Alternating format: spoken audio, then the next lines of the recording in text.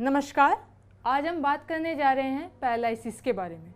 सबसे पहले जान लेते हैं कि पैरालिसिस होता क्या है। पैरालिसिस में किसी भी बॉडी पार्ट्स का प्रॉपर वर्क ना कर पाना, एक तरीके से उसका डेड हो जाना, मसल्स में प्रॉपर ब्लड फ्लो ना हो पाना ही पैरालिसिस कहलाता है।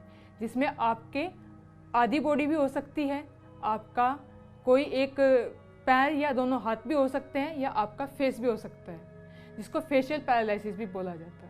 इसी क्रम में आज हम करेंगे पैरालिसिस पेशेंट के लिए कुछ सूक्ष्म व्यायाम का अभ्यास, तो इस वीडियो को अंत तक जरूर देखें। चलिए शुरुआत करते हैं आज पैरालिसिस पेशेंट के लिए कुछ सूक्ष्म व्यायाम के अभ्यास की, जिसके लिए आप अपने दोनों पैरों को सामने फैलाकर बैठ जाएंगे। दोनों पैरों के बीच हल्का सा गैप बना करके रखें। और अभी हम आपको जो पहला अभ्यास कराने जा रहे हैं, जिसका नाम है आपके उंगलियों के मोमेंट की। पैरालिसिस पेशेंट में होता क्या है कि आपका जो मसल्स का मोमेंट रहता है, ब्लड सर्कुलेशन रहता है, वो प्रॉपर नहीं रहता है। तो उन मोमेंट को बनाए रखने के लिए आज हम कुछ सूक्ष्म व्यायाम का अभ्यास करेंगे, जिसकी शुरुआत हम आपके पैरों से करेंगे। सबसे पहले आपको श्वास भरते हुए अपनी फिंगर्स को इनसाइड पुश करना है और श्वास को छोड़ते हुए बाहर की ओर, श्वास भरते हुए अंदर की ओर, श्वास छोड़ते हुए बाहर की ओर। निरंतर आप इसी अभ्यास को 4 से 5 बार रिपीटेशन के साथ कर सकते हैं। चलिए बढ़ते हैं अपने दूसरे अभ्यास की तरफ, जिसका नाम है एंकल स्ट्रेचिंग। एंकल स्ट्रेचिंग करने के लिए आप श्वास भरते हुए अपने पैरों को, एंकल्स को अंदर की ओर स्ट्रेच करेंगे, श्वास छोड़ते हुए बाहर की ओर, श्वास भरते हुए एंकल्स स्ट्रेच करेंगे अंदर की ओर, श्वास छोड़ते हुए बाहर की ओर। इसी अभ्यास को आप अपनी ब्रीदिंग के साथ 3 से 5 मिनट के लिए इस अभ्यास को कर सकते हैं।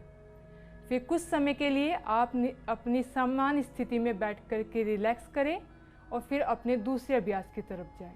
चलिए बढ़ते हैं अपने अगले अभ्यास की तरफ, जिसका नाम है एंकल रोटेशन। एंकल रोटेशन करने के लिए आप अपने पेशेंट के दोनों पैरों के बीच 2 से 3 फीट का गैप बना करके रखेंगे। 2 से 3 फीट का गैप बनाने के बाद आप श्वास भरते हुए, पेशेंट अगर खुद से कर पाए तो ज़्यादा बेटर, अगर नहीं कर पाते हैं तो आप उनके एंकल्स को होल्ड करते हुए क्लॉकवाइज मूवमेंट कराएंगे। श्वास भरते हुए एक गोला बनाना है, जिसमें आपको आधे में श्वास भरनी है और आधे में पेशेंट से श्वास छुड़वानी है। ये अभ्यास आप क्लॉकवाइज और एंटी क्लॉकवाइज 5 राउंड आप कर सकते हैं। एक बार फिर से करके दिखाते हैं। श्वास भरते हुए गोला बनाएंगे, आधे में श्वास भरनी है, श्वास छोड़ते हुए वापस, श्वास भरते हुए, श्वास छोड़ते हुए। यही अभ्यास एंटी क्लॉकवाइज में, घड़ी की उल्टी दिशा में श्वास भरेंगे, श्वास छोड़ेंगे, श्वास को भरेंगे, श्वास छोड़ेंगे।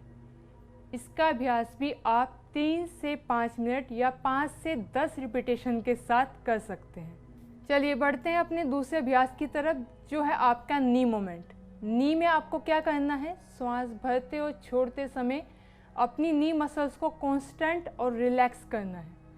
संकुचन और प्रकुचन का अभ्यास आपको अपनी नी मसल्स के साथ करना है, जो आपके लेग मसल्स को एक्टिवेट करेंगे और आपके नी मसल्स या आपके जॉइंट्स में जो फ्लूइड में ब्लड सर्कुलेशन का प्रवाह जो प्रॉपर नहीं हो पा रहा है, उसको प्रॉपर करने में हेल्प करेंगे। तो कैसे करना है, श्वास भरते हुए अपने नी मसल्स को कांस्टेंट करना है, श्वास छोड़ते हुए रिलैक्स करना है। जैसे इनहेल करेंगे कांस्टेंट योर मसल्स और एक्सहेल करते हुए रिलैक्स योर मसल्स। इसका अभ्यास भी आप 2 से 3 रिपीटेशन के साथ स्टार्ट करें और उसको बढ़ा करके आप पेशेंट की कैपेबिलिटी के अकॉर्डिंग उसको बढ़ा या घटा भी सकते हैं। बढ़ते हैं अगले अभ्यास की तरफ, जिसमें है आपके नेक से रिलेटेड कुछ मोमेंट्स। जिनको फेशियल पैरालिसिस होता है, जिनके प्रॉपर ब्लड फ्लो नहीं हो पाता है, उनके लिए अभ्यास बहुत ज़रूरी है। तो इसको करने के लिए आप किसी भी स्थिति में बैठ जाएंगे या पेशेंट की कंडीशन के अकॉर्डिंग आप उनको किसी भी स्थिति में बैठा करके इसका अभ्यास करा सकते हैं, लेटा कर भी इसका अभ्यास करा सकते हैं। इसके लिए अपनी दोनों हथेलियों को या बॉडी को रिलैक्स रखें। अपनी श्वास भरते हुए गर्दन को ऊपर लेकर जाएंगे, और श्वास छोड़ते हुए धीरे से गर्दन को नीचे नॉर्मल पोजीशन में लेकर आएंगे। श्वास भरते हुए गर्दन ऊपर स्ट्रेच करेंगे। ब्रीदिंग को किसी भी प्रकार से आपको होल्ड नहीं करना है। श्वास को छोड़ते हुए नीचे। इसका रिपीटेशन भी आप 3 से 5 तक कर सकते हैं। इसी के दूसरे अभ्यास की तरफ बढ़ते हैं, जिसमें है आपकी neck movement side to side. उसके लिए आप श्वास भरते हुए अपनी गर्दन को राइट साइड लेकर जाएंगे। श्वास भरते हुए सेंटर में लेकर आना है और श्वास को भरते हुए फिर अपोजिट साइड लेकर जाना है। इसी तरह आप इस अभ्यास को कर सकते हैं। श्वास भरेंगे, श्वास छोड़ते हुए वापस सामने, श्वास भरते हुए अपोजिट साइड, श्वास छोड़ते हुए सामने। इसका अभ्यास भी आप 5 से 6 रिपीटेशन के साथ कर सकते हैं। लास्ट अभ्यास है आपका नेक रोटेशन, जिसमें आपको अपनी गर्दन को घड़ी की दिशा और घड़ी की उल्टी दिशा क्लॉकवाइज और एंटी क्लॉकवाइज रोटेट करना है, जिसमें आपको हाफ में इनहेल करना है और हाफ में एक्सहेल।